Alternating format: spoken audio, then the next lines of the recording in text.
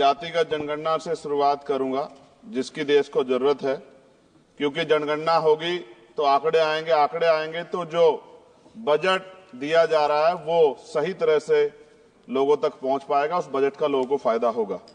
दूसरी बात, अयोध्या में 3 दिन तक पुलिस ने कार्रवाई नहीं की, इसका खामियाजा एक बेटी को अन्याय के रूप में उठाना पड़ा और मुख्यमंत्री जी यहां खड़े होकर राजनीतिक स्पीच में उस बेटी के अपमान का तमाशा बना रहे थे। ये बहुत दुखदाई है।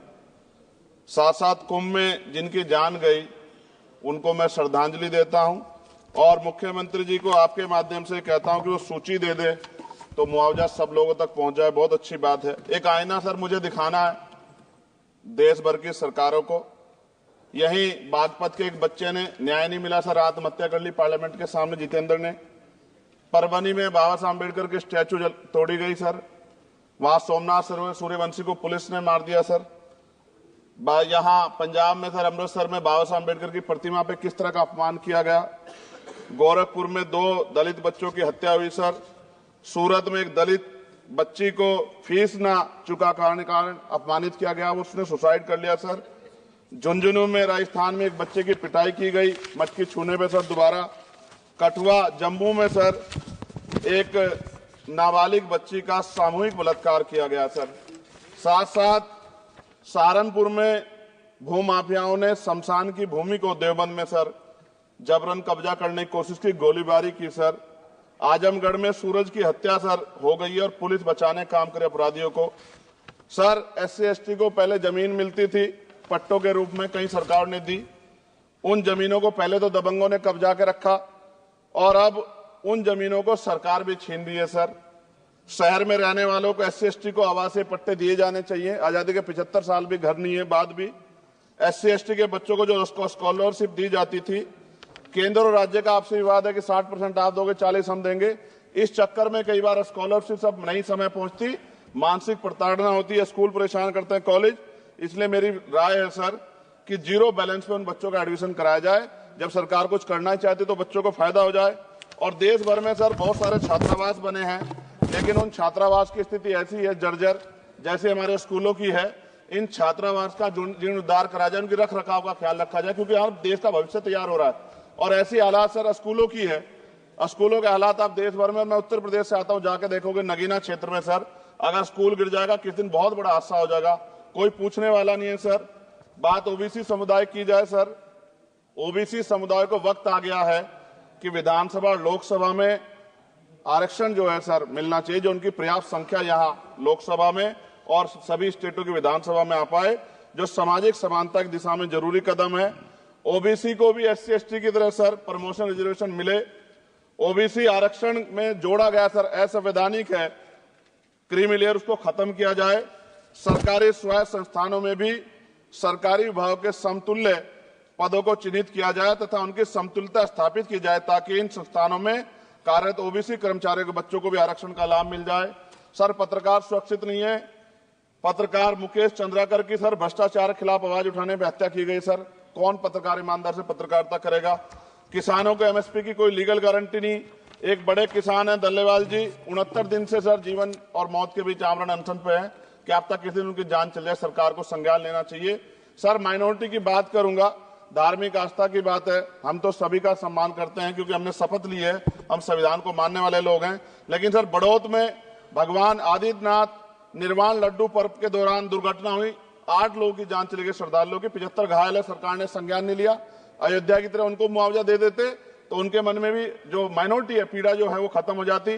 न्यायालय द्वारा पारित आदेश के बावजूद जैन समाज को जैन महातीर्थ गिरनार जूनागढ़ गुजरात पे पूजा करने रोका जाए, जो उनके मौलिक अधिकार का उल्लंघन है सर। बरेली में सार्वजनिक रूप से हजरत पैगंबर मोहम्मद साहब के खिलाफ सार्वजनिक अपमानित गाने चलाए गए। क्या सर मुसलमानों की धार्मिक आस्था का सम्मान नहीं होना चाहिए? उनका भी तो आजादी में योगदान है। और इनको अपराधियों किसका संरक्षण है कि खुलेआम इतने इस तरह गाने बजा के अपमानित कर रहे हैं। संभल की हिंसा में सर 74 लोगों की गिरफ्तारी हुई है और वहां के मुस्लिम डर के साए में है। सरकार बेगुनाहों की गिरफ्तारी बंद करे। महाराष्ट्र में सर चंद्रपुर जिला पड़ता है, मैं अभी गया था, तालुका चिमूर में ताडोबा फॉरेस्ट में संगरामगिरी पहाड़ पर बौद्ध स्थल है सर, बहुत पुराना। वहां बौद्ध भिक्षु को सरकार बिजली नहीं देती, रास्ता नहीं देती और इतनी बुरी हालत में उनकी धार्मिक आस्था क्या है सर?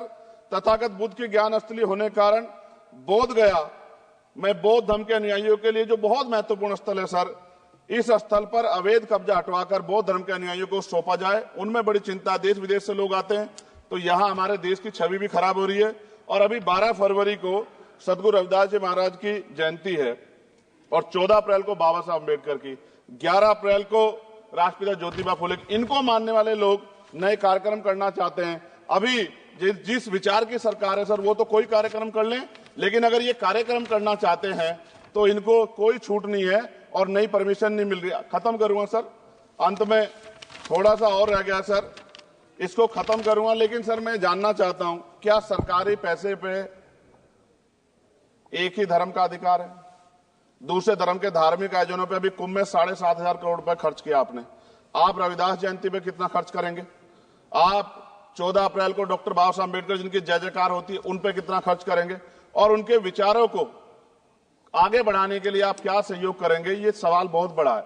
और अंत में सर, मुझे आपसे, आपके माध्यम से सरकारों को कहना है सर, क्या इस देश से दलितों, मुसलमानों, पिछड़ों, आदिवासियों को निकाल देना चाहती है सरकार? जिस तरह से उनके अधिकारों को, स्कॉलरशिप को, उनकी पढ़ाई को, हेल्थ सिस्टम में कोई पैसा नहीं खर्च हो रहा है, क्या उनको निकाल के इस देश को ऐसा देश बनाना चाहते हैं जहां कुछ ही धर्म के लोग रहेंगे? सर मैं ये कहना चाहता हूं, देश सबका है और अगर सरकार ये तय करके बैठ गई कि वो दलितों, मुसलमानों को, पिछड़ों को, आदिवासियों को निकाल देगी, तो सर ये संभव नहीं। इतनी बड़ी आबादी है, हम अम्बेडकरवादी लोग उनके पक्ष में खड़े हैं क्योंकि हमने शपथ ली है कि हम हर व्यक्ति का संरक्षण करेंगे। और मैं आपके माध्यम से सरकार को चेतावनी के तौर पर कहना चाहता हूं, सरकार अपनी इस आदत में सुधार करे, वरना इसके परिणाम सड़कों में बहुत भारी होंगे।